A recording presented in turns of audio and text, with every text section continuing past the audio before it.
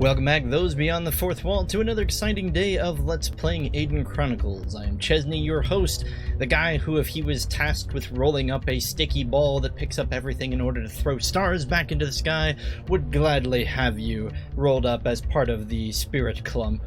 That's a Katamari Damacy reference, by the way. Except for Frank. You're not welcome in the spirit clump, Frank. I hope there's nobody actually named Frank watching this. Alright, so let's continue off where we left off in the Jundar Desert, where we were, probably traveling to Ugarit itself, to flaunt the horn of Kynan in the face of Zaratas, the oh-so-arrogant king of Ugarit. Oh, that's a big skeleton. We are going to walk the opposite direction that he is walking. How are you, my friends? Hope all is going well in your lives, that your deserts may be actually lush forests, and that your air elementals leave you alone. Things are going well here. We just finished spring cleaning, which actually, apologies, hopefully there's the proper distance between myself and the camera in this episode. Last episode I was just a little too close for comfort. Was a result of me moving my monitor during the whole spring cleaning process. Spring cleaning, the day that we all spend an inordinate amount of time making things clean so that they can get dirty again. It's spooky here. I'm exhausted. It's spooky and it's dangerous. Just walk. Ugarit isn't far now. You like this, don't you? Running around, trying to please everyone? Be patient. Why did you agree to go back? Almost there. I have the horn and I have the sword. I must focus on finding the dragon now. Seems like Brenda and Rita weren't exactly happy with Alaron's choice to go back to Zaratas. Let's be real, we know the real reason we're here. We're just here to flaunt. To flaunt it, because we got it. There's no other purpose. Getting to talk to the dragon is just a bonus. Actually, again, he mentioned talking... He mentioned talking to the dragon. We still aren't joined with the spirit? Is that going to cause problems? Probably. Again, we'll just save the game before we talk to Zaratas so that if the world ends or something, we can at least be cognizant. Or, sorry, not cognizant. We can at least have a backup plan, aka load the save file. And if the game ends here, it'll be an ending that I've never seen before, so bonus. I think that's kind of the problem. The only way we could test that theory without talking first to Zaratas is, like, what? Walking around the continent looking for a spirit? And that could just be an endless task. Especially if they don't intend you to join the spirit that way. Alright, we're just gonna plow on past the guards. They know our name. We are not going back.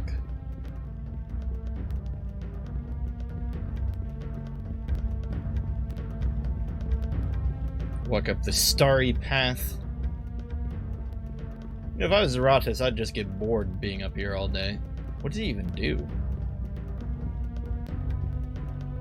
Oh, what voice were we doing? I think I was doing a very, very bad attempt at an older, plodding Russian voice, and it sounded more Jewish than anything else. Alright, here we go. Glorious Alaron, I want to be the first to praise you. What bravery you showed in the barrow. And now, I hear you have Kynan horn. Have the Kynan horn. Lugash was stronger than we expected. No, he wasn't. Does chaos threaten you? Rabisat must be defeated. Well, Lugash was not stronger than we expected, and Rabisat must be defeated. Wait, why would Rabisat need to be defeated? Theoretically, once we join and get a name, she no longer has a foothold in this world. So we'll ask, does chaos threaten you? The Jundar have lost so many. So have the humans, and even now, the Mistress of Chaos continues. Isn't it time someone stopped her? Brave squire, how long since I've heard those words? There's a story of the lost age. There are many. Yes, but are they true? Alaron, there are more truths in the plane than you can ever imagine. Oops, what? Oh gosh, I didn't even see what we selected there. I tried. So did Shamsuk, but there's no bargain we can have with chaos. You may be right, sir, but think, noble Alaron, of the times of that pact. Those were the days when even the greatest of emperors had cause to fear. For ages I ruled the Jundar, and had no cause to be afraid. The Rabisat found a flaw, a way to extend her power from the realm of chaos into ours. I knew a break in the mundane plane meant endless war, the destruction of us all. So I asked her to agree to just one kingdom, Jundar. Wait a minute, what? Hold up. I really wish I knew what we selected. So for those of you who have the benefit of watching this in video format, you can rewind and figure that out. Did he just say he made a pact with Rabisat so that one kingdom would survive, aka Jundar? Is that why Maxon fell? But if he has a pact with Rabisat, Rabisat is the embodiment of chaos, so perhaps that's actually why his kingdom is slowly becoming a desert. Because even though it's been preserved by the powers of entropy, where you would rule over all. It was the best way.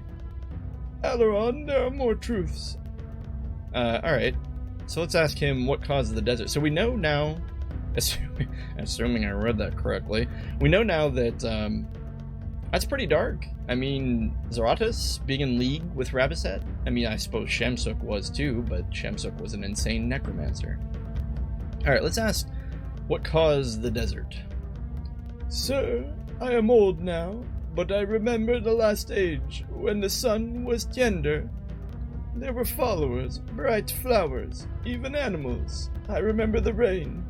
We were the Jundar of the stone drum, strong, and our clear eyes open, beyond death, without soul, on the side of the stars. And when we spoke to the Red One, his answer was always Zarathus.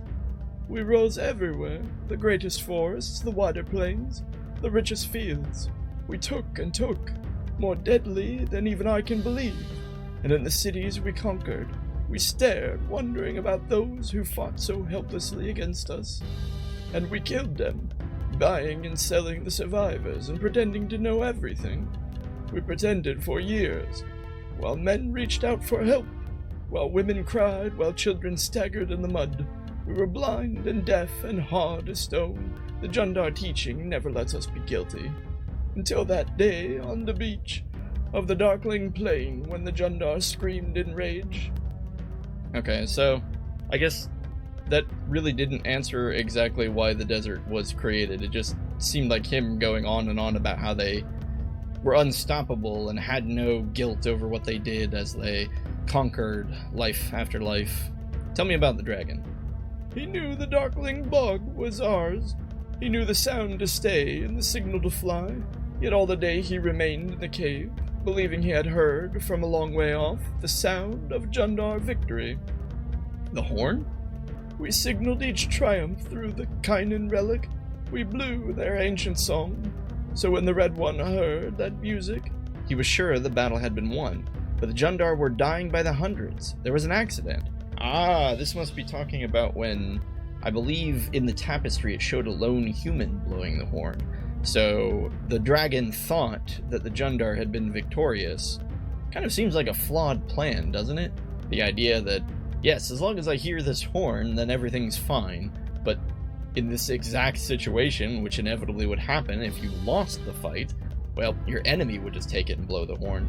Although supposedly, or theoretically, you could imagine that maybe they just wouldn't know the significance of the horn. Maybe they wouldn't continue to play it. Clearly the humans did, though, because they fooled the dragon into inaction. Maybe. There are no accidents, sir. Only what must be. The horn was sounded by someone on the darkling shore. But there was no Jundar victory. There was something else. Something human and free. Something fooled the dragon. Some say it fooled the Jundar, too. And all at once we fell. under the empty sky of the New Age, and we did not see Roja again. Ah. Well, that must be when Roja died. I mean, there's a giant skeleton of a dragon in your guys' desert, guys. How do you not realize that that's Roja? I'm assuming it's Roja. We have not seen him since, well, the sun beat down, as the forest disappeared, as the rain turned to dust. We searched the sky for the Red One. He did not come. When the last tree died, I went out to my garden and called his name. I felt no answer, and that's when I knew I was alone, and would be alone forever. And now we see that it was you that day by the Darkling Sea, or at least some name of you. What? Why did you undo me? What? What did he mean, some Wait a minute.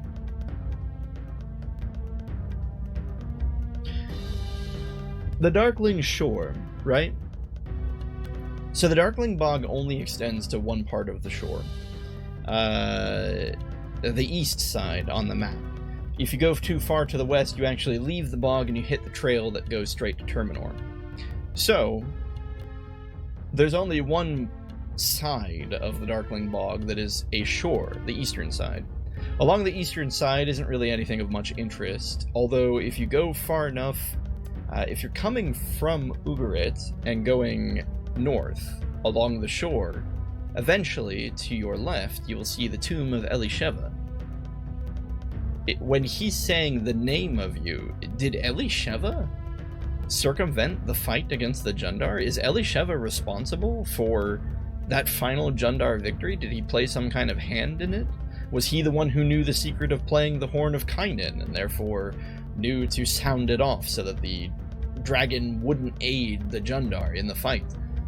I don't know. It was an accident. Will Roja name me? Will Roja kill me? Well, let's say it was an accident. I don't really know what we're admitting an accident to be, but I'm curious to see where that will take us. Can stars unspell a destiny so quickly? Will Rohan name me?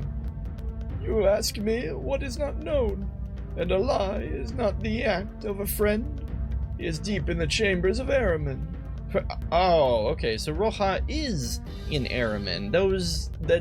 That door we went to a long time ago, and I said, oh, there's a dragon back here, totally is probably where the dragon is. Totally is probably. 100%, 50% of the time. For years, the Mirari servants have protected him from challenges like yours.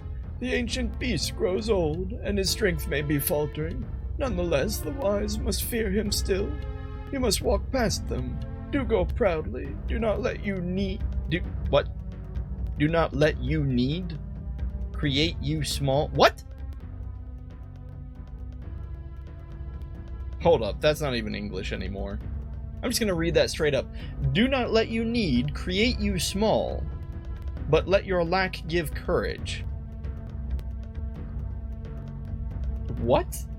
I think that's supposed to say something like, do not let your limitations hold you back, but let what you lack be the very thing that gives you courage, or something like that. I don't know.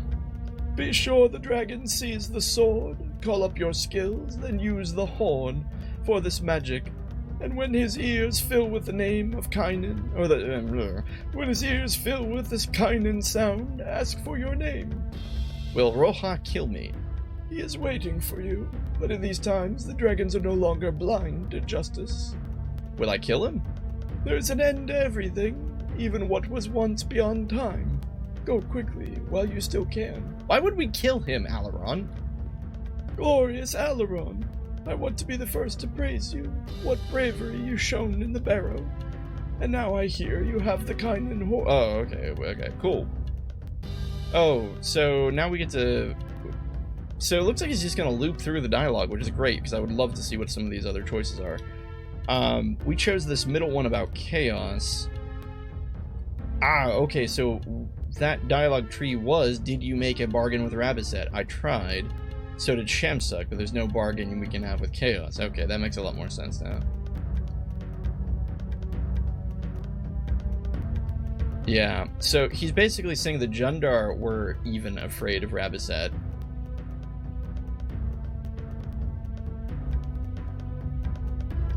Wow, so she made a deal.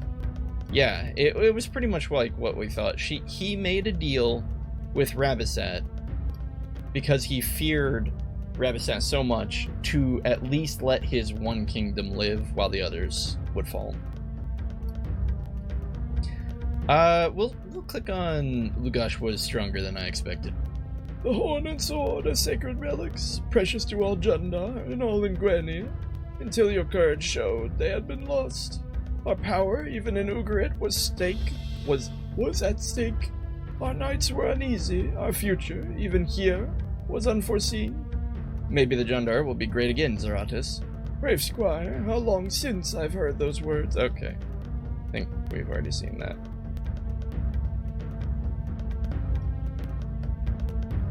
Yeah, so the only dialogue we haven't seen is...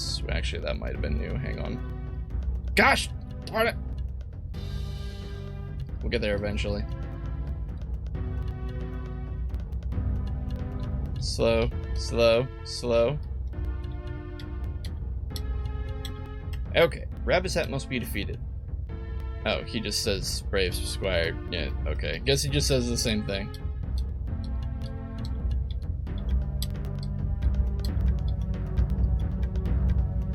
Oh no! This is the final boss, my friends. Can you get Zaratis to stop talking? Okay, so for basically no reason at all, these characters have done the mental gymnastics to reach the conclusion that Rabasat must die. Even though, really, again, I feel like Alaron just needs a name. Alaron getting a name would prevent Rabasat from coming into the mundane plane, as Zaratis so phrased it.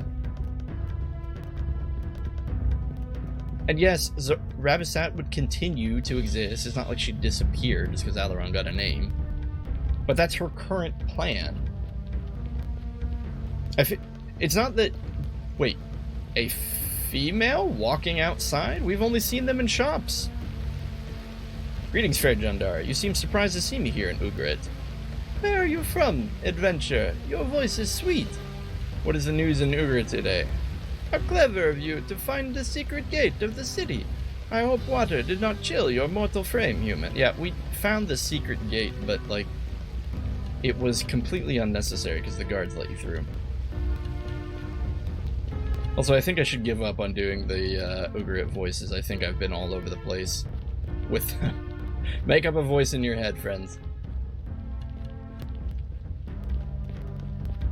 The Ugarit can speak however you want them to speak.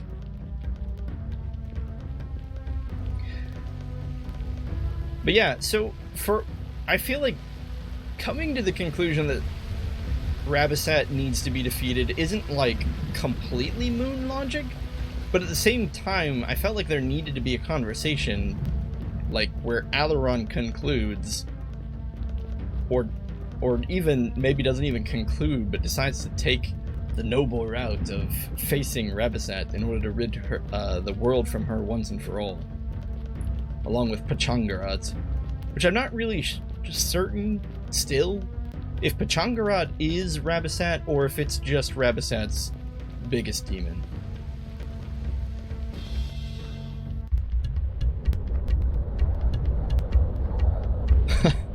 Araman, you say, huh? Gotta go back to Araman. Well, that's quite a trip. Guess we're gonna do some walking. I don't think we have any teleporters down here. Would it be too much to ask for a gate? I feel like a gate from Ugarit to the Darkling Bog would make sense. Considering that was... You know, you could imagine perhaps that's as far as the Jundar pushed before they were defeated. Oh well. Theoretically, we shouldn't run into too much along the way, right? Theoretically.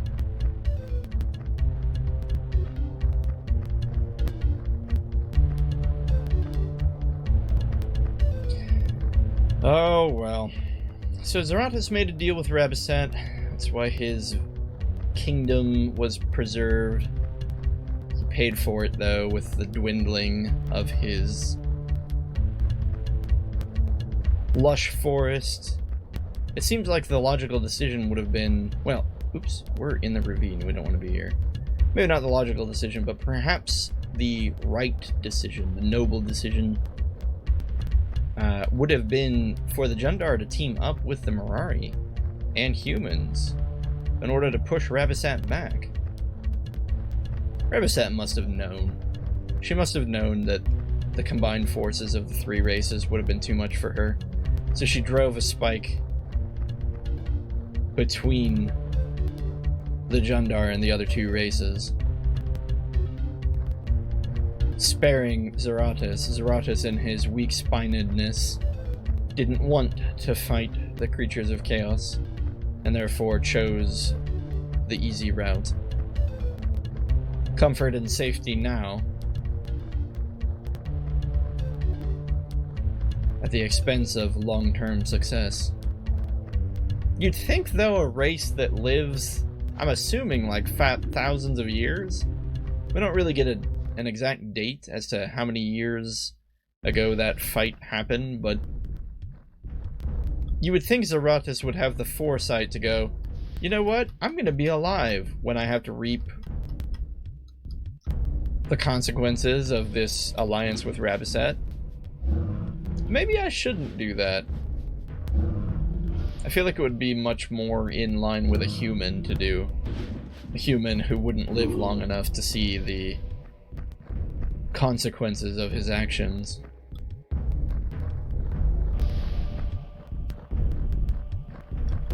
Perhaps Rabasat specifically sought him out for that reason. She knows she got the Jundar in her back pocket, that they would be beholden to her for many years to come.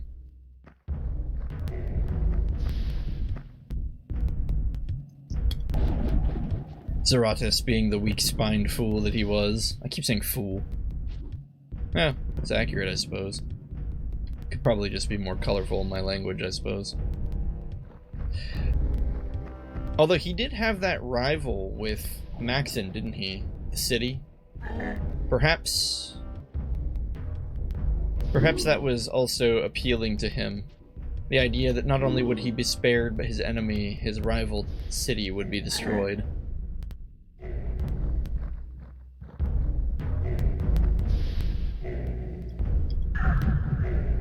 Is this even any good? No. That was.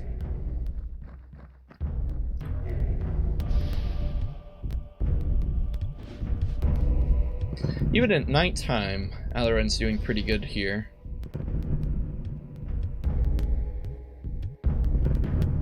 Wielding the staff of Lugosh.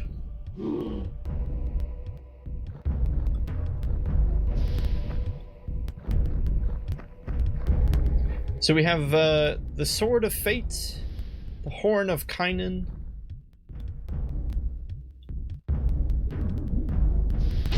an entire human history's worth of rage.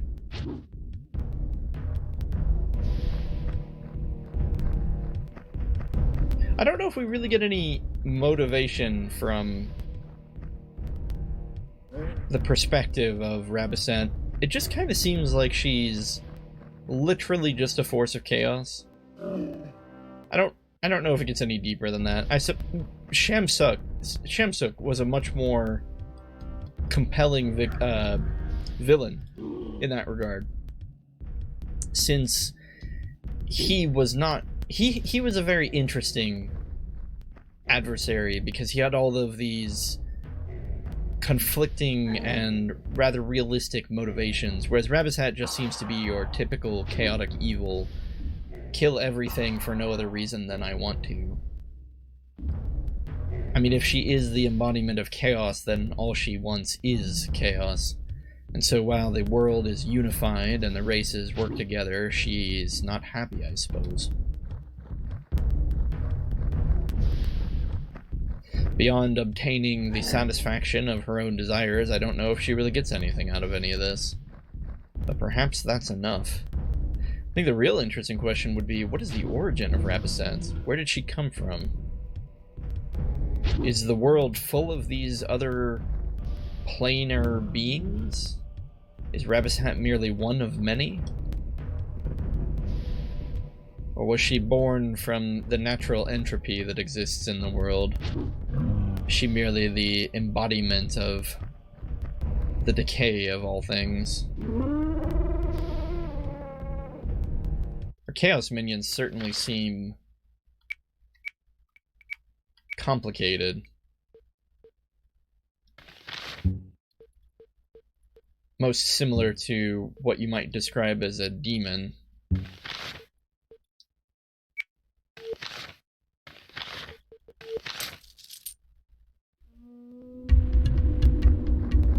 It doesn't seem like in this universe there is a heaven or hell. No one really talks about the afterlife, and ghosts persist after their mortal deaths, so perhaps we can assume that this is a universe where, lacking an afterlife, only those of strong spirit persist after death.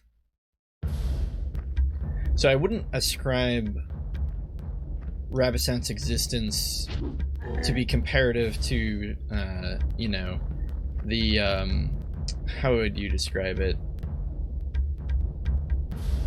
The common sort of cartoonized version of Satan, where he is this deviled pitchfork, ruler of hell, and his whole purpose is the punishment of sinners. Rabasat doesn't come off as that.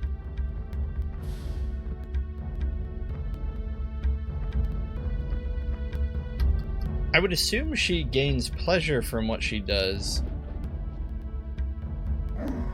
or at least some kind of satisfaction, but she doesn't even seem particularly insane. Of course, we really only have that one interaction with her at the very beginning of the game, so it's not much to go off of. But we know that other people have talked with her. We know that Shamsuk talked with her, apparently Zaratas talked with her, other people have seen her, other people know her. So she must possess on some level the civility to be able to engage in conversation and negotiation. Which depicts a certain amount of intentionality. That in spite of the fact that she is the agent of chaos,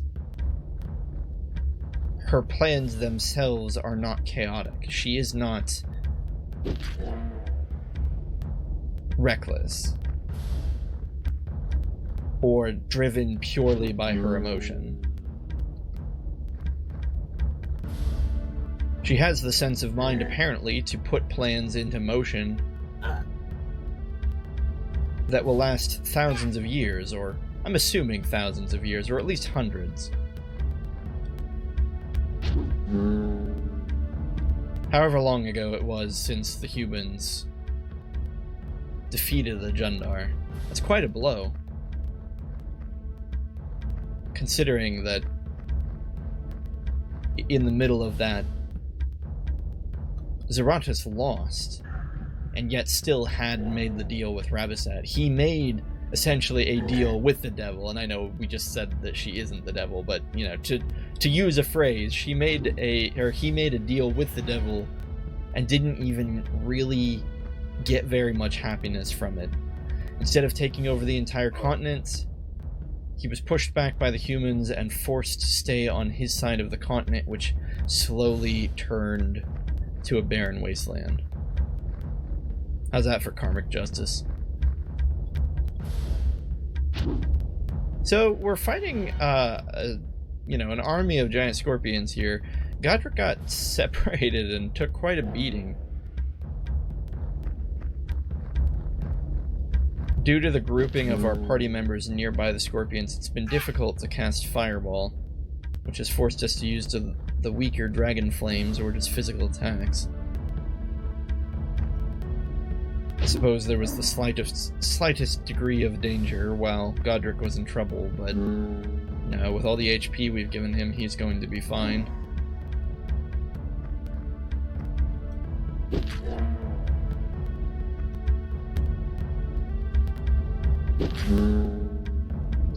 For a guy who only has 1 point in pole, which admittedly, if we're to take the stat description at face value, doesn't actually add damage, it just adds accuracy.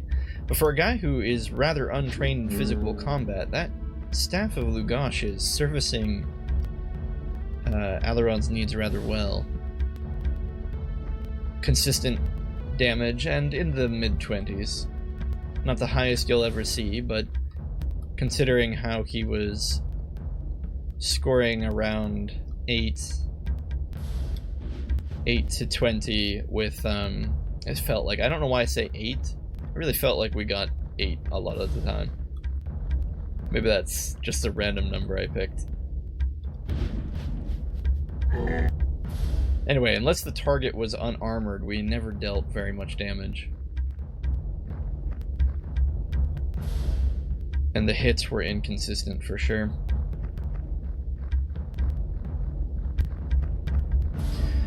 But if I recall, the Staff of Lugosh has 100 to hit. I don't know if that means 100 base chance offset by the enemy's protection or what. Again, still don't know the difference between protection and defense, but I'm going to go off the assumption that protection... Yeah, I don't know. Does protection counteract to hit chance? And defense absorbs HP? Perhaps.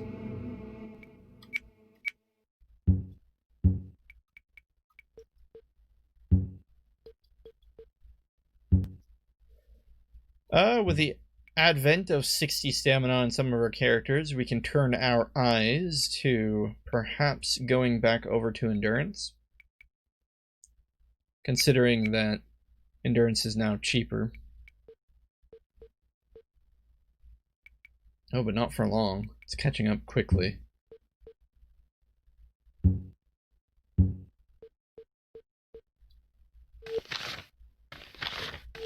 Oh well. To Araman! Again. This will probably be the last big road trip we do in Aidyn Chronicles, so say goodbye to the desert, everyone. I doubt we'll be coming back.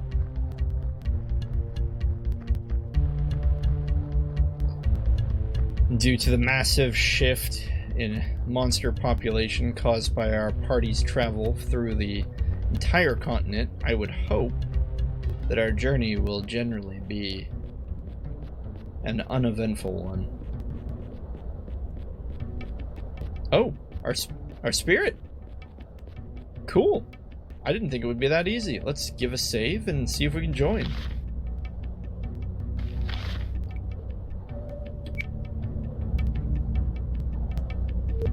Alright. Let's get the joining. Retorb. Are you ready? I think so. This is not enough. Each day I waited, we grew more divided. The damage we do now may be irreversible. You must be sure. Are you ready? Yes, I'm sure. Remember, no matter what happens, we are the best of one another. I'll remember. Now take my hand and remember, no matter what happens, do not let go. Alright. Well, theoretically, now we should be able to join? So, I guess we'll just send Alaron over there. Now, people are getting caught in the vortex. We're still getting caught in the vortex here. Cast Web of Starlight on them. I'm assuming we can't heal either, and Alaron entered this fight with very low HP. We don't have any, like, join ability. Let's try... No, still can't use potions. Now the damage that occurs, I think, happens at the top of the round. So we won't know if we're gonna get hurt until a couple turns pass. Yeah. Brenna got hurt there. Let's keep her out of the shadow. Let's just keep everyone except Alaron out of the shadow. Vortex, that is. Guess I'll just have to watch. The shadow's getting closer. Alaron isn't getting hit. Are we gonna do this, guys? I don't even know if this is successful, but... Or rather, sorry, if this is how we're What? We did it. What is even going on? Look into my eyes. I am Alaron! I am Alaron! Is that it? Oh dear. What's happening? What? A rock? Who's running around in a cave? Wait, is this the world our spirit is in? Interesting, I suppose that was symbolic. Oh, there's... Wow, Oriana. Who is that? Is that Bowden? Oh, this is when they got attacked. Yeah, so this is cool. Wow, they'd had a whole model for younger Oriana. So we were right, the goblins did come in and kill them. Sorry, I suppose that was kind of obvious. Looks like the spirit is more corporeal now. Chaos. Chaos. Body, spirit. Let us be one!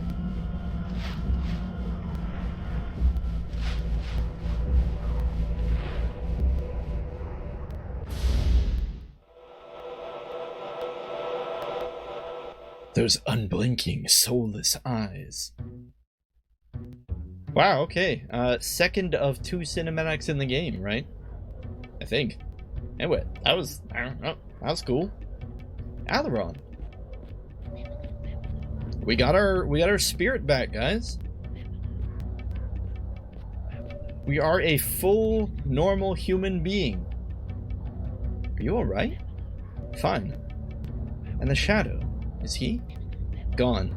In a way, but he's here too. We both are. How do you feel? Ready. For the first time since this whole thing began, I feel ready. Then let's finish this, Alaron. Just follow me. I wonder how that would feel. Going throughout your entire life without your spirit, and then suddenly you just have it one day. At last I have joined with my darker self. I feel so much more powerful. All that remains is to be named. Oh, that's true. Just because we're joined doesn't mean that we are out of the fire just yet. Without a name, I would assume that the spirit and body would still separate over time. What is Pandera doing here? Pandera! Oh, Queen, I have the amulet. How did she say this charm? To get this charm... Wait, is this a cinematic we should have had, like, ages ago when we walked here with the amulet? I think this is a retroactive cinematic, guys. How did she say to get this charm to work? Oh, great queen? Oh, very great queen? Beautiful one? Delightful? What, my sweet wilding?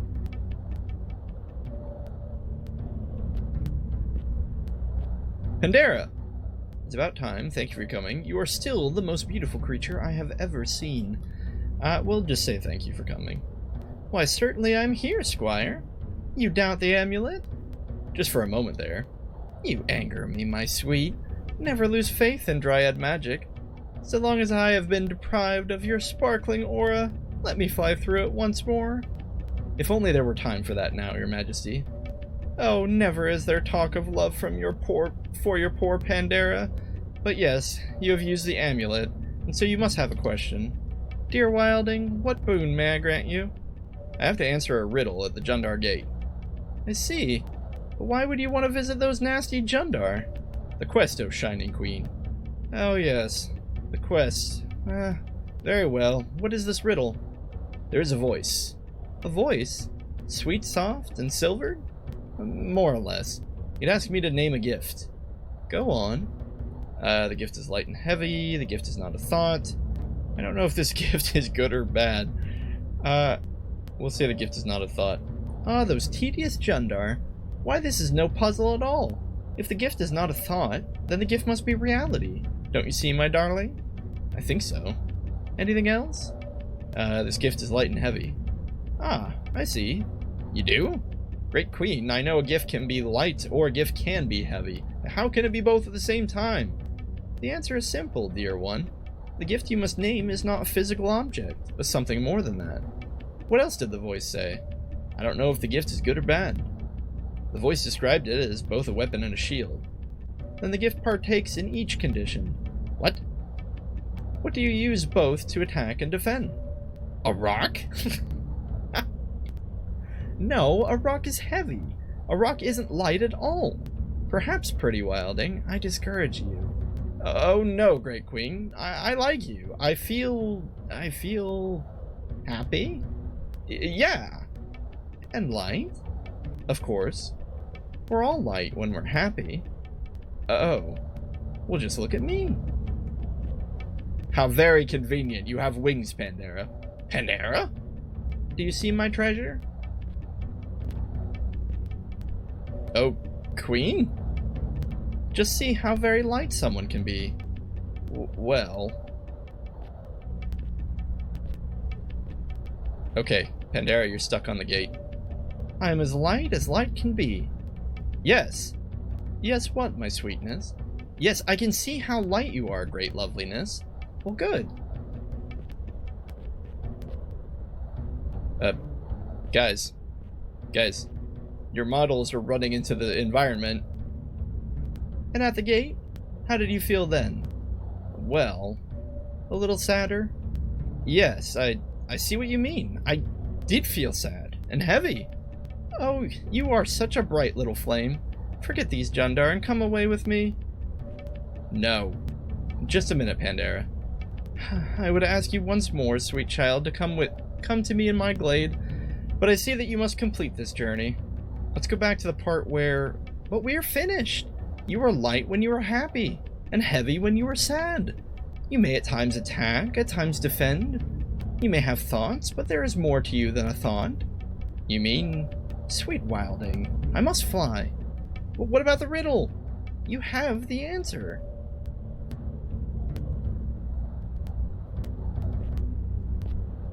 Farewell, dear Alaron. Wait! Farewell!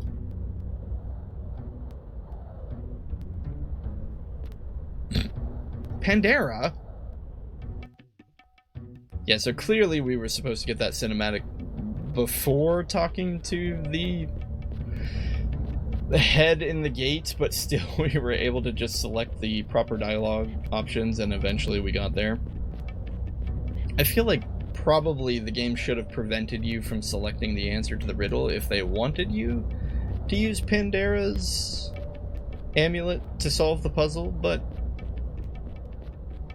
all's well that ends well, I suppose. I was rather confused. I had just assumed the amulet would activate automatically. I didn't realize that we would need to tell the gate no and then take a couple steps away and then the amulet would activate. How would you know that? We just thought, we'll take our chances, and it ended up working out. If it hadn't worked out, we would have had to leave, and then we would have gotten the cinematic in the correct place. So, yeah. A little bit of Aidyn Chronicles goofiness there, just to top us off at the very end. You thought we were free of it, but no, it's not done. Wringing our minds like a dishcloth. I don't know. I'm losing the analogy here. Alright, so apparently there are some hellhounds still out here and about. I don't know why I didn't comment on this earlier, but these hellhounds look more like Cerberus hounds. They have two heads. I suppose that's one way to depict a hellhound.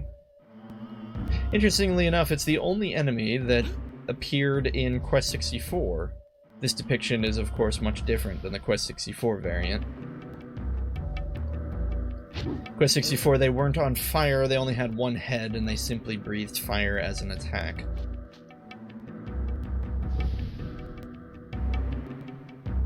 They were about as mean looking, though.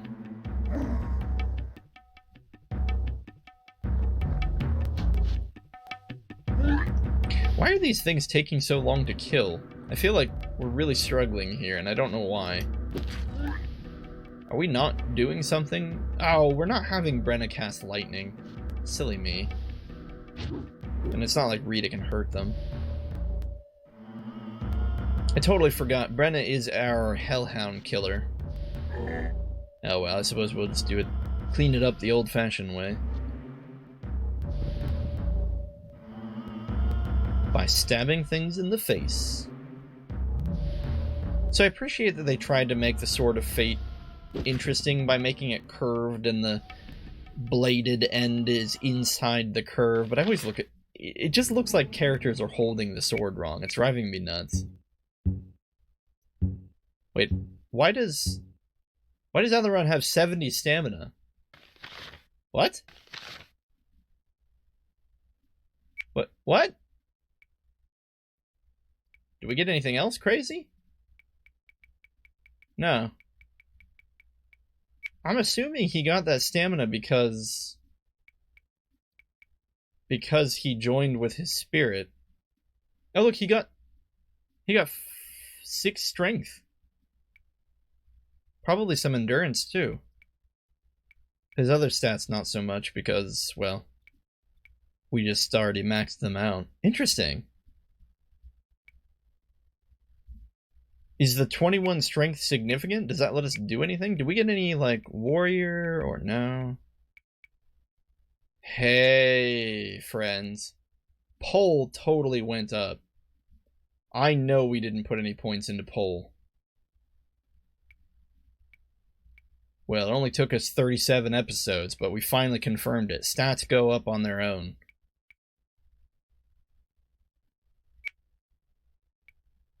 Yeah, alright. Well, cool. We'll take the 10 extra HP, I suppose. Oh, he also got a bunch of EXP? Let's compare his EXP to... Yeah, it looks like he got, like, 200,000 EXP, it looks like. Just looking at the numbers. Somewhere around there. Well, he doesn't need to be so far ahead of everyone on HP. So, cheat death? Hooray! Level 10, cheat death. No clue what that'll do for us. There's really no reason to learn any of the other of these.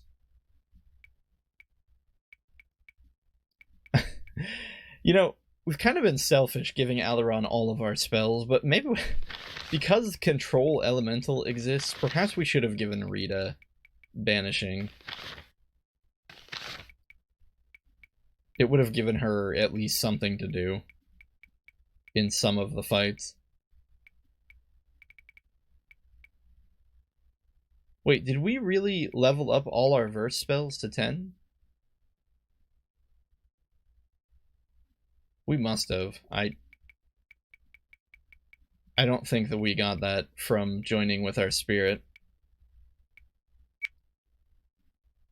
But like, legitimately, I don't know where to put these other points. I guess we could put them into warrior. Or strength. Sure, why not? There we go. 30 strength. Look at those beautiful numbers. A couple points in warrior. Maybe a point or two in thief. Cool. What? What? What? The Hellhound dropped a Fireball scroll? You're telling me that Brenna can finally learn Fireball after all this time? That's amazing! Where was that? Like 60 episodes ago. Okay, that hasn't been going on that long, but still! Where are these scrolls? We will happily teach Brenna Fireball. I feel like that'll just complete her. She will finally have reached peak peak Brenna-ness. Here we go. Fireball. Brenna has learned Fireball. Awesome. We'll never put any points into it, or if we do, it will never be very high, but the fact is that she knows it. Well, let's keep going, I suppose.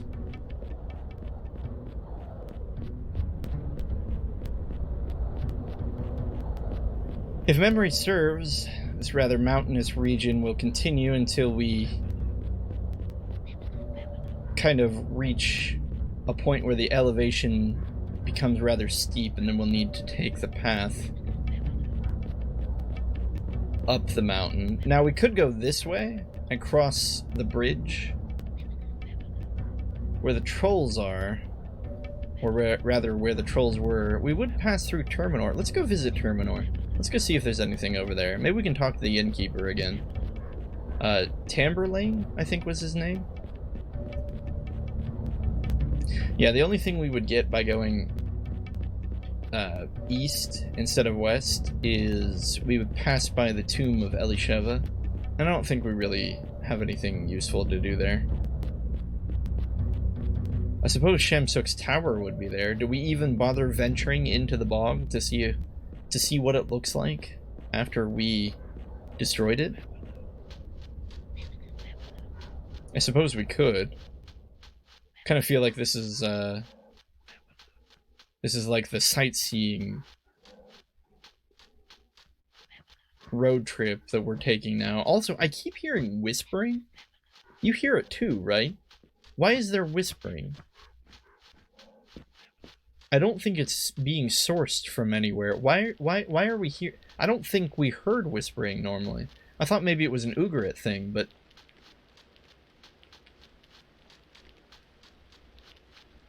No, now it's gone. The whispering is gone. Whoa. Chaos Scout. And a chest that we somehow missed. Nothing important.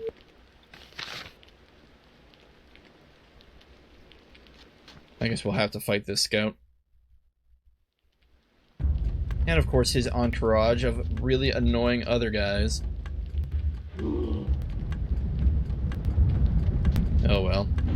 Now that we know haste doesn't actually increase dex, it just increases movement, I'm way less afraid of it.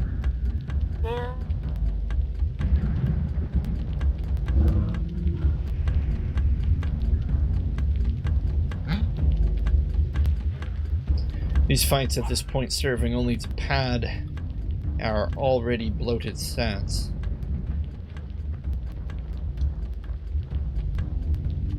Rita, she's like 3 steps away. I guess she can get this one.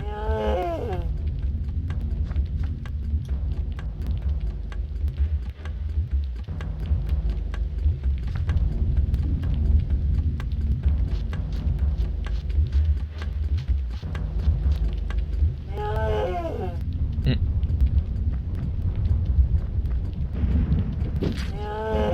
65, wow. Quite a bit different from the 20 we were dealing earlier. I suppose we could give the same attention to Godric. Give him a couple points in strength and warrior. Although probably we won't have the time to.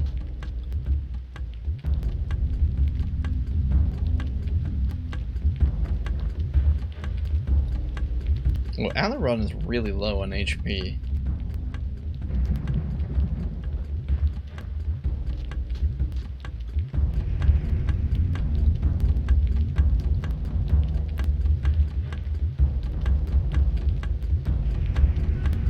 Wow, 40? What is Rita's healing? Oh wait, we can't check it on this screen cam. Oh, we can. Okay. Her healing is only 3. Why did she heal 40 HP? Is it dependent on your int? I have no clue. I love that it says in the description of int that it affects your lore master, but the real question is, What does Lore Master actually affect, if anything? I want to say there are a couple books in Araman that you can't read without Lore Master. But clearly we didn't even run into that problem, so whatever meager level of Lore Master we had, it was enough. It was probably just one, wasn't it? I don't know. I'm pretty certain there are some, yeah, just some really odd books in Araman that require Lore Master, and that's basically it.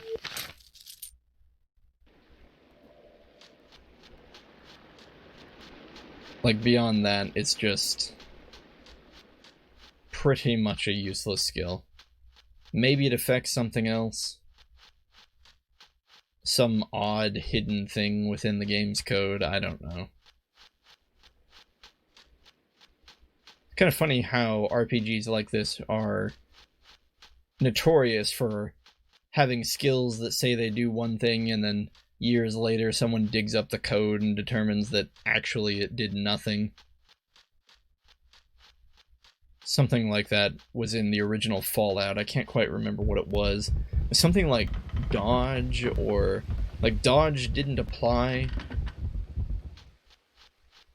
due to some skill or something, and yeah, so every point you put into the skill was useless. I don't know why there's a troll back here. We definitely cleaned these guys out. Perhaps they've come to take the other trolls' place. We shall do our best to skirt around them, though. Nope. Oh, good, it's only 2.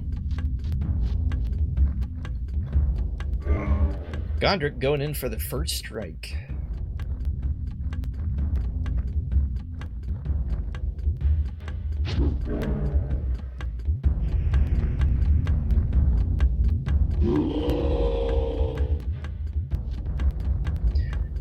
Haven't been missing the Dragon Fang too much, but it's situations like these where being able to just chuck something without moving Alaron would seem to be a little more advantageous.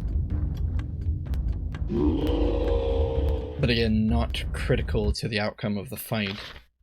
Certainly not going to change anything. It's driving me nuts that Godric only has... There we go. He had an odd number of stamina.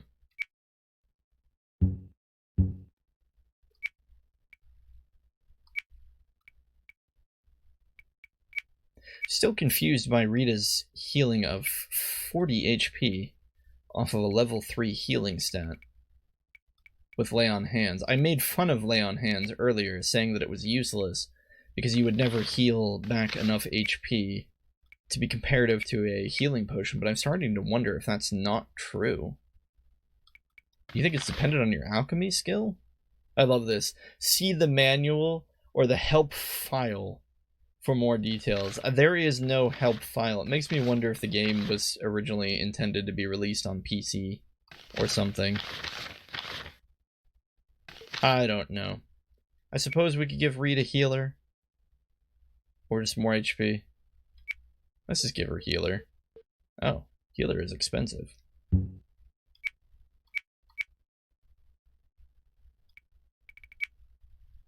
Alaron doesn't need HP anymore after those free 10 points we got.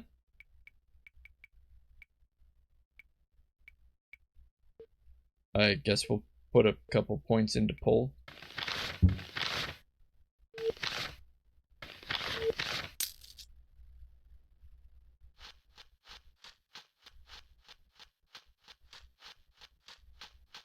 It is a little humorous. I know I said that the game doesn't have enough skills, and it doesn't. But even at the point of the game that we're at now, being practically the very end, we still have things to put points into. Alaron definitely being the biggest offender, being that he can learn everything, therefore he would require the largest EXP pool to completely max out.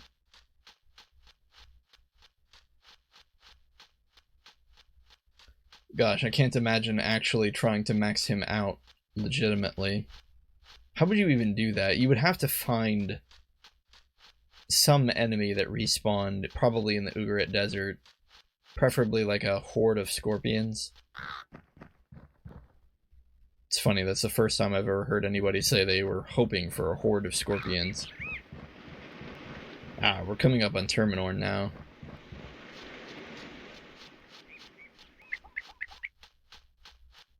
I'm just gonna assume that this whole being joined with our spirit thing doesn't wear off. I think lore-wise it probably would eventually, but I doubt the game has some kind of timer that puts us in any kind of rush.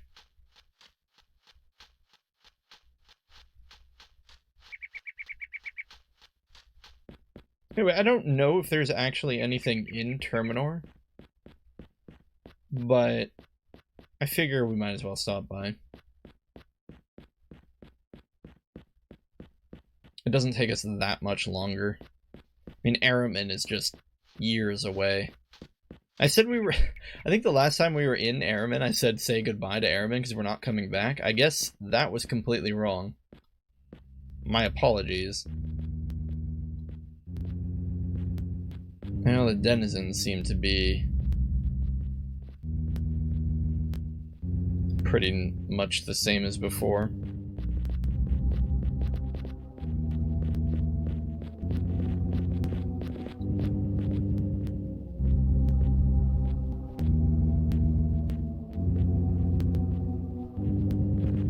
Yeah, nothing new, really.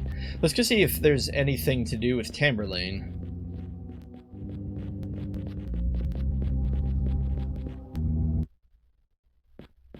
Or if he's even in here.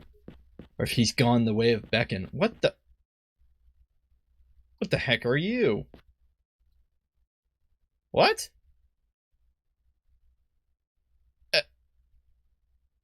I have no clue who this is. Literally no clue.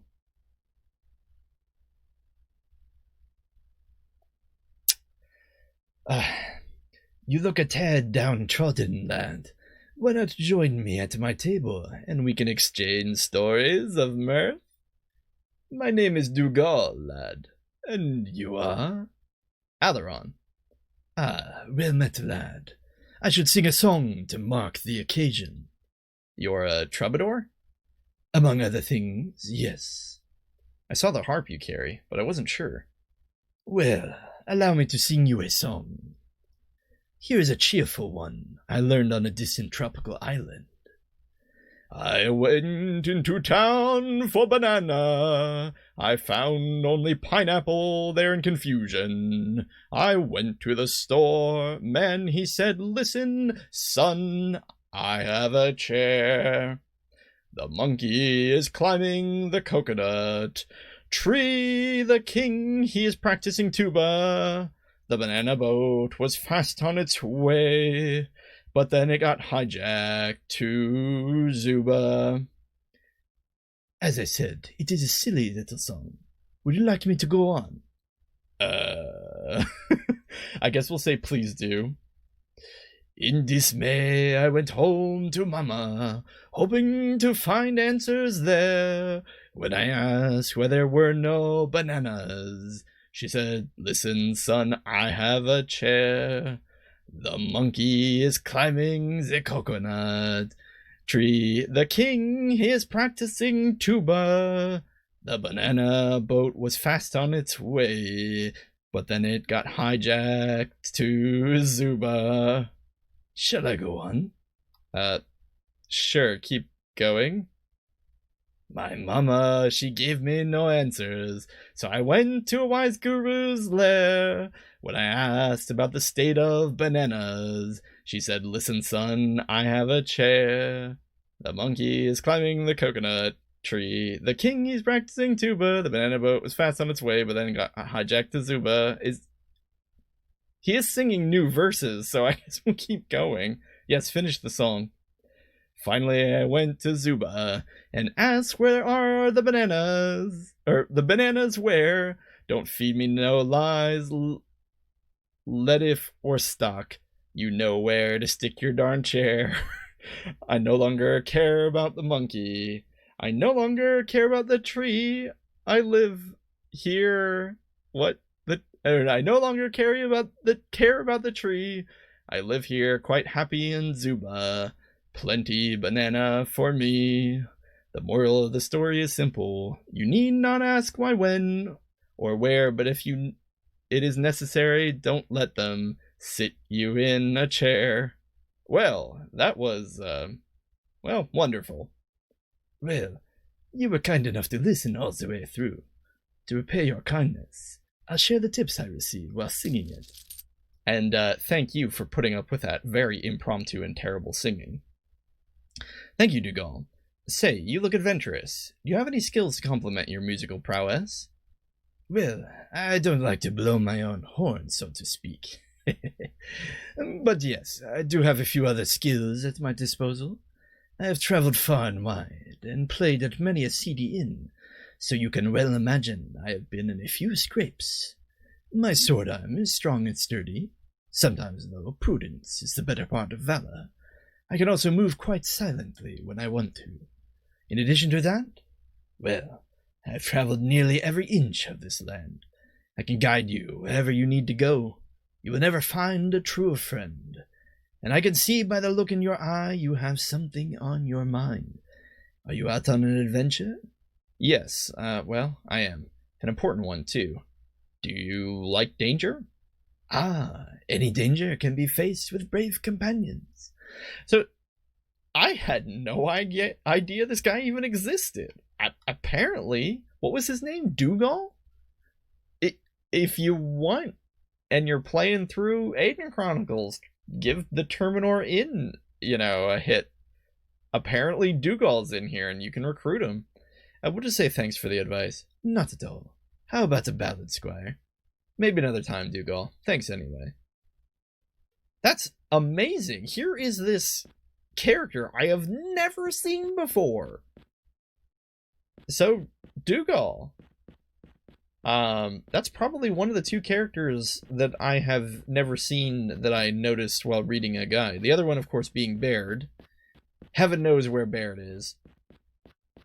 But Dougal is at the inn in Terminor, along with Keelan and Arturo. We're not going to bother talking to Keelan or Arturo. They probably just say the same thing as last time. We will talk to Tamberlane, however. Oh, what voice we were doing with Tamberlane? It was like a sort of... Squire, is it you? Glad to see me, Tamberlane? The inn seems fairly quiet today. Will you rent me a room? We'll say the inn seems fairly quiet, even. Nah, let's go with glad to see me, because the inn is definitely not quiet.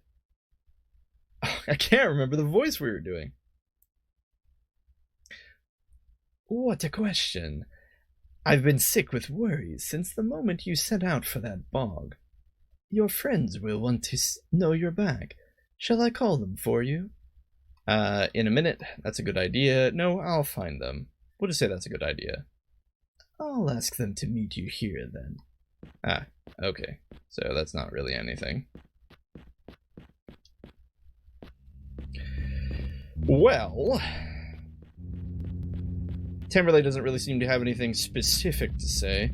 I suppose we could try and pop over and talk to Mongo. That's gotta be interesting, right?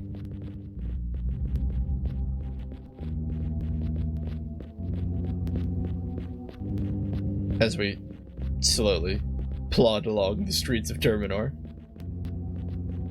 And Dougal sang us a little happy song about living in Zuba and eating bananas. Admittedly, now I kind of want to create a bard for D&D that just sings songs about eating bananas. What better life could there be? I can't really imagine much of a better one. Okay, that's a bit of hyperbole, but still. There's something innocent about it. And he'll tell you where to stick that chair. I did butcher some of the verses, unfortunately, but what can I say? I'd never even seen that song before. I definitely didn't end the verses on the right words at times. Clearly, the song was meant to rhyme, and I was definitely putting non-rhyming words together. Where is Mago? Mago's in here, right? No, that is definitely not Mago's home. Maybe it was this one. No? Wait, was it that first one we ran into? Like this one? Is this Mago's wife? No, Mago's wife has a different portrait. This must be Mago's place.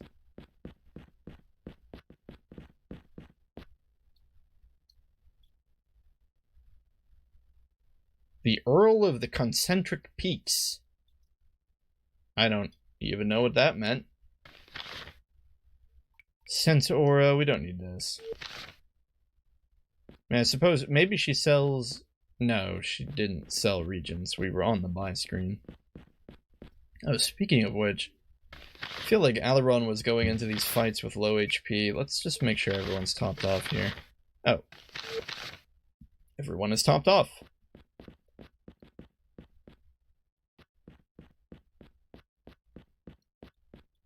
Oh, come on. Is this not Mago's house? Guys, this is why you never want to go on a road trip with me if I don't have a GPS. I will get you so lost. Oh, okay, there's a second floor here. Here we go. This is Mago's house. Pretty sure. Mostly sure. 50% to 100% sure. Yeah, this is it. I was gonna say, what are all these people doing walking around in Mago's house? But I say that, and here's a person walking around in Mago's house. So she asks if we want to hear the tale of the Black Heart of the Bog. We already know that story. Stamina. She sells necromancy spells? Why? There's a woman who lives in Mago's house who sells necromancy spells. Think about that for a moment. And control elemental. Cool. Well, Brenna will learn that.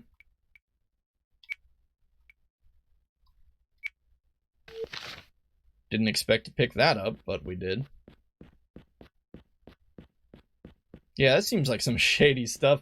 I bet Mago is the only person who will suffer her experiments. Oh, man. Alright, guess there wasn't anything there. Please, just leave us alone. But sorry. Wow. That's, no, I think that's what they said to us last time we were here. No celebration, no, hey, I have the ritual to join with your spirit. You know, Mago, we can fix the whole craziness thing you got going on. Your wife can finally have her husband back. That would be huge. See, to me, that would be more important than killing Rabasat. Would be fixing Mago. Plus, Mago was never evil, right? They said people came to him for help. He seemed like a nice guy. Until Elisheva went crazy.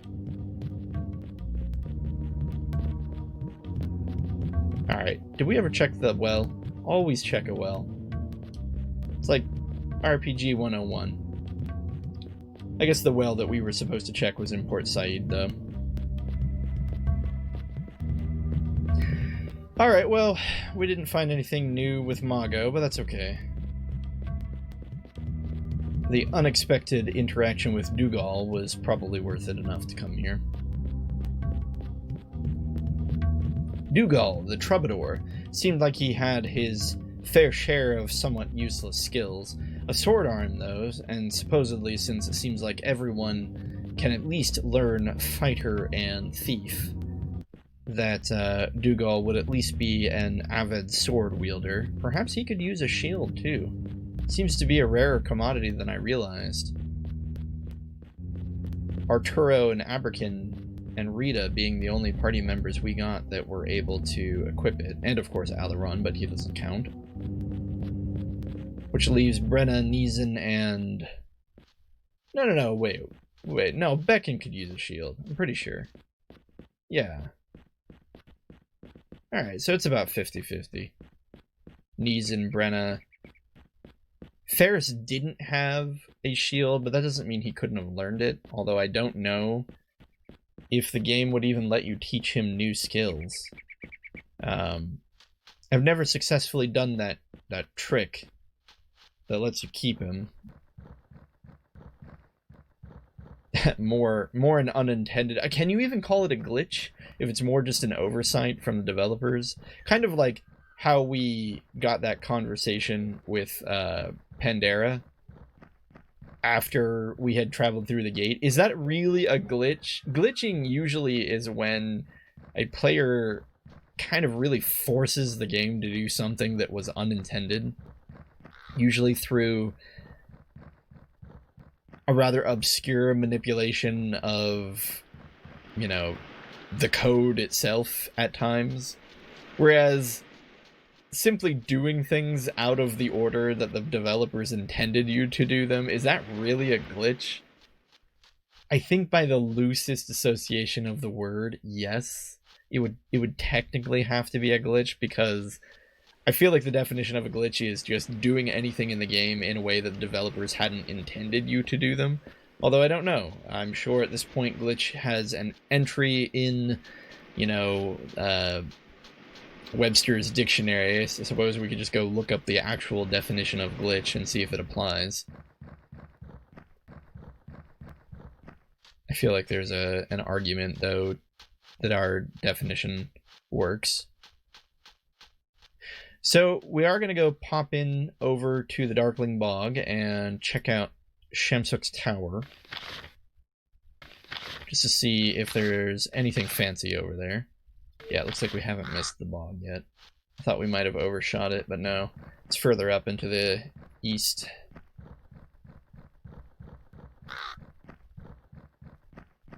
I don't know, I like this. I know we don't have to do any of this, but I just kind of like traveling through everywhere we've been. It really gives you a sense of the scale of everything. All the places we've gone to. All the monsters we fought along the way. Ugh, so many monsters.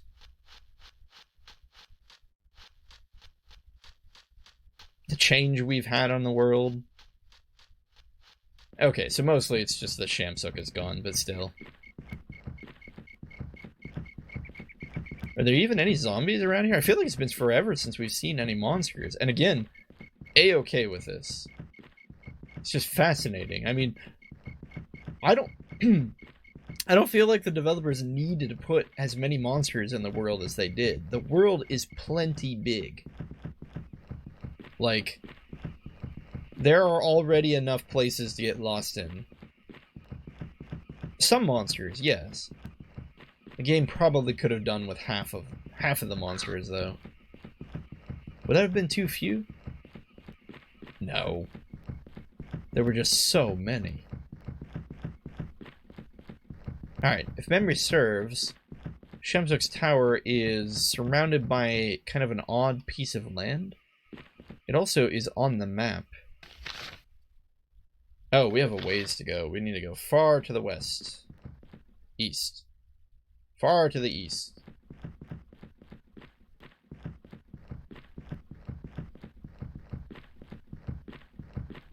I see no need to visit Elisheva's tomb. We never did get to meet Elisheva. It really does seem that he wasted away. Wait, what? I did not expect to get a cinematic here. Godric? Wow! Smell this air, Rita! This whole place smells to high heaven of aqua roots. Do I know what you're talking about, Godric? Aqua root. Aqua root. Surely you've heard about it. One of your, tomes. It's a rare plant with wondrous chemical potencies. I've been digging up little pieces of it along the way. It'll do wonders for my inferno flasks. You're gathering herbs from the necromancer's bog? You think you'll miss them? As a matter of fact, keep your eyes to the ground, my bookish friend. You don't know how important aqua roots can be. I've been gathering since we came to this bog, Godric. This place just worries me. Have you noticed the quality of the light under the bushes? Or the strange patterns of colors swimming on the surfaces of the rocks? Actually? No, not really. Listen, there's been some very odd, powerful magic at work here, altering the terrain, changing the distribution of the elements. Here? Well, the whole place seems abandoned. That's what worries me. I think something's watching us. Don't be ridiculous. There's nothing here but those roots I was talking about. Let's keep moving. We still have a lot of ground to cover. All right, but I'm telling you, there's something here. Wow, that was unexpected. Clearly, I think that's probably cinematic that was supposed to trigger before you fight Shamsuk, or before you enter his tower, if you had Godric and Rita on your team.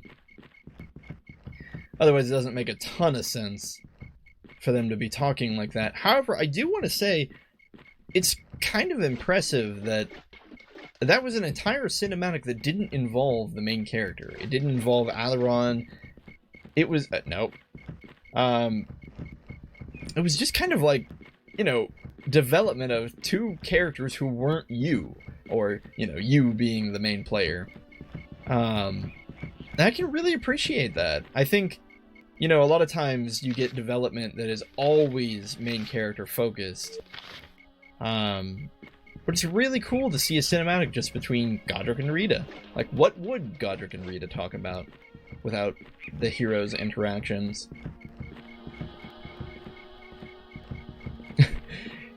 They seem neither akin to one another nor antagonistic. Rita seems to at least trust Godric enough to have conversations with him. Godric is normally oblivious Godric. Also, did we really need to fight all of these things? Did all of these things need to be here? I think the answer is no. I'm afraid that if we flee, it's going to put us back to some ridiculous location. But we're just going to flee from that one. Let's see how far back it put us. Oh gosh, quite far. Maybe not super far, but it might have put us back to literally where we had the cinematic with Godric and Rita. Sadly, it's still probably faster than fighting that battle. Oh, plague zombie. We might have to fight one of these things in order to get to the tower.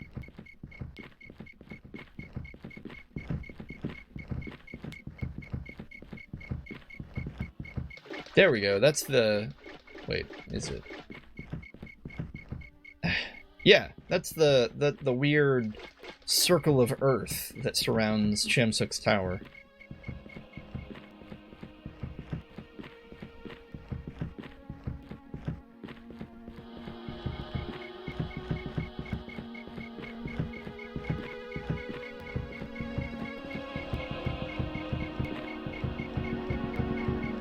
The maddening tones of the tower's magic still present, apparently. Sounds like a mix between chanting and, what is that noise? Oh, wow. The tower is gone. Yeah, it really is destroyed. Would you look at that? Boxes everywhere. Yeah, he definitely had to have cast some kind of spatial altering spell, because the inside of that tower was way bigger than the outside made it look.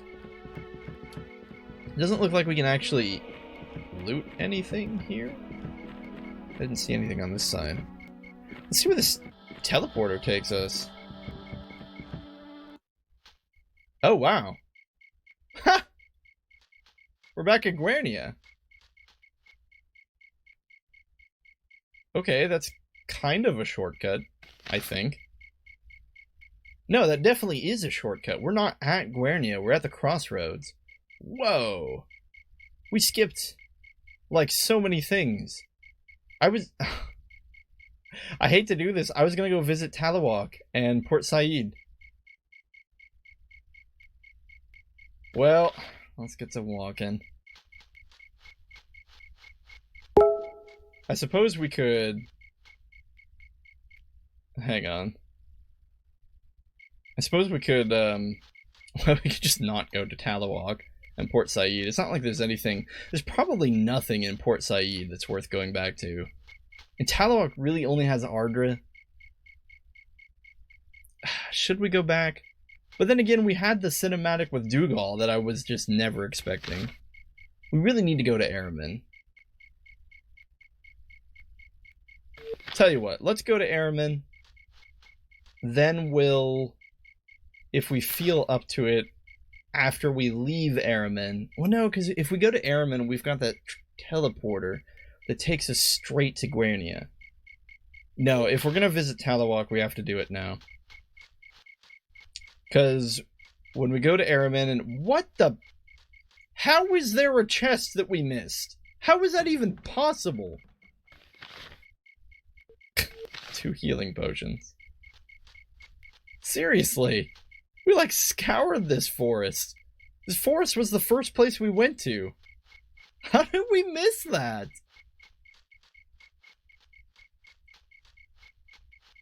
Oh, well. Okay, now you're just trolling us, game. My goodness. The Aidyn Forest was like, how did you miss that? Well, let me show you just how. You missed this one too, blockhead. I'm so lost. I'm half tempted to go back to Shamsuk's tower because I'm more familiar with that area. Aidyn Forest is somehow like the most confusing location in the game. We need to go south. But what I'm afraid of is if we go south, we're going to end up in a dead end, and we're just going to have to turn around and go back the way we came. Or something. This is more east than south game. Oh, okay. Here's the stone walkway that we climbed up and found the rope for Brenna, giving her those +2 thievery points.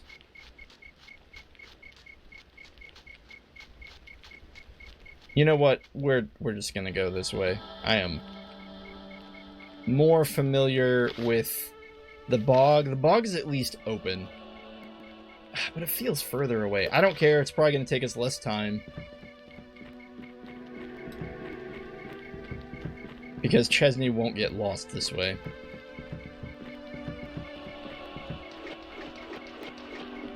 Yeah, and for those of you who have probably played the game way more than me, I apologize because I don't even know... Or rather, I apologize if there is nothing to do in Talawak, because we are going to spend all this time walking here. I assume maybe Ardra has something to say, or are we even going to be able to find Ardra? That's probably almost more likely the scenario, is that we're going to go all the way to Talawak, looking for her, and she's just not even going to be there. Kind of like how Salman was just not present.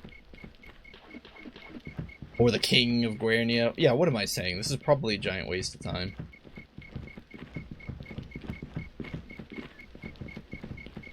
Well, whatever. It's too late now.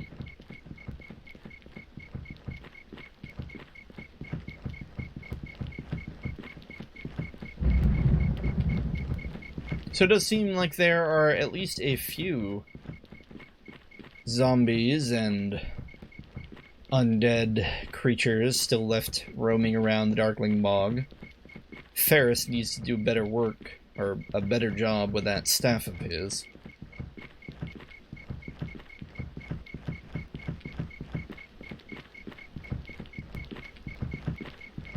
Kind of funny, I don't think we see Ferris ever again. I know I said that after we killed Chamsuk, and then we saw him again, but I really don't think he plays any kind of role. Maybe he pops up at the very end, and I'm just not remembering that. Yeah, maybe I should keep my mouth shut, because I've been wrong about it in the past. I'll put it this way, I don't remember him popping up again. So if he does, it's for some kind of role or task that I have quickly forgotten.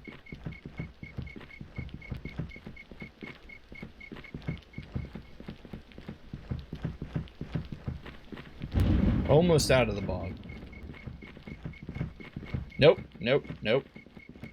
We fought that Minotaur before. Did the monsters respawn after a while? I remember, because we took that path. Oh gosh, chaos creature. We took that path into this part of the bog, and then I said, okay, let's turn around and go back. That was ages ago when we did that, but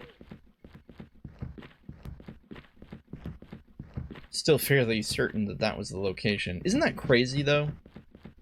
That in a world that's this big, with so many random fights, we as humans possess the ability to remember things like that. I mean, I know my memory is all shoddy and I've been wrong about so many other things, but I've also been right about a lot of these things.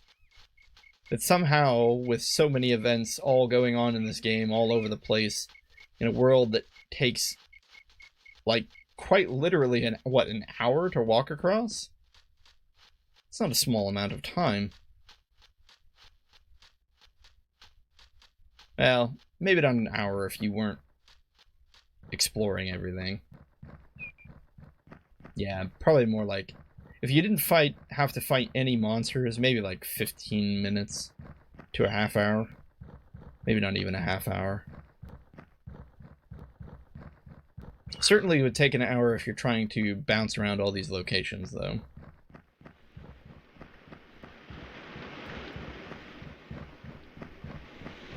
It's nice to be on the shores of Aidyn for once, or rather, again.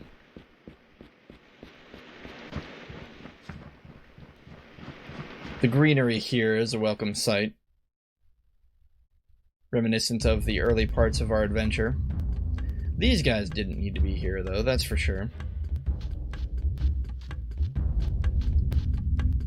I don't know what success they think they're going to have. Fails to cast.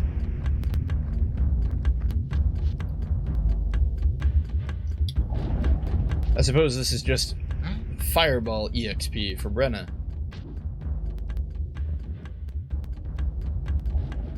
We'll go ahead and hold on to some of her EXP in case, well, do we really need to? No. Like I say, if we really wanted to do things efficiently, we would find the teacher in Alaron who teaches Fireball, and then, assuming that it's not a scroll, we would have them skill up Brenna. But if it's a scroll, there's really nothing we can do, is there?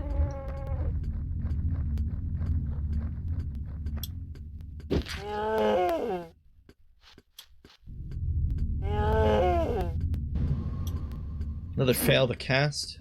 Jundar do not, sorry. Creatures of Chaos do not like the daylight.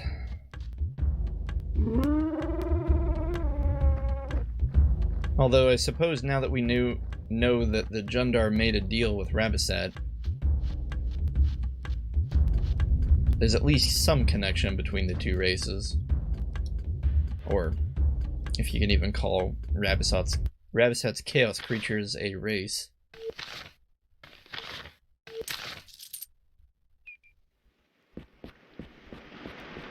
Alright, well I think that's where we're going to end it today. Along the sunny, cheery, bright green path to Talwalk. We did a lot of traveling today. Sort of marked the things off of our bucket list that we wanted to do before the game's end. I think probably in the next episode, we're going to end up finishing the game. Would be my guess. We'll head into Talawalk, see if there actually is any way to talk to Ardra. Probably not. Is this the wrong way? This feels wrong. Talawalk is to the north. But this path doesn't feel right.